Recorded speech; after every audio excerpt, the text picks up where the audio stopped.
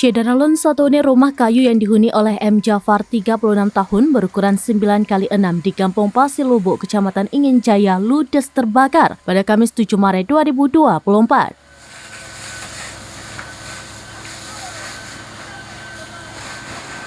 Rumah tersebut ia sewa untuk ditempati bersama dua anggota keluarganya. Rumah kayu dimiliki oleh Yusri, 42 tahun, yang merupakan warga setempat.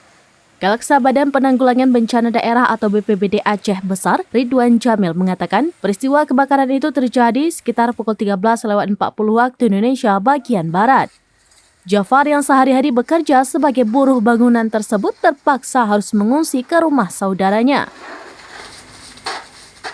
Saat petugas tiba di lokasi kejadian, api sudah membesar dan membakar seluruh bagian rumah berkonstruksi kayu tersebut. Api yang begitu cepat membesar membuat harta benda milik korban tidak bisa diselamatkan. Saat kejadian kebakaran rumah, pemilik tidak berada di rumah.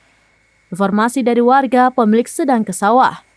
Untuk penyebab kejadian kebakaran masih dalam penyelidikan. Damkar BPBD Aceh Besar Pos Induk Sibreh mengerahkan 2 unit armada pemadam kebakaran ke lokasi kejadian dengan dukungan 7 personel. Dalam penanganan kebakaran tersebut dibantu oleh TNI, Polri, dan masyarakat sekitarnya. Usaha pemadaman dan pendinginan baru selesai pada pukul 14.25 waktu Indonesia bagian Barat. Dari Aceh Besar, Indra Wijaya, serambinews.com.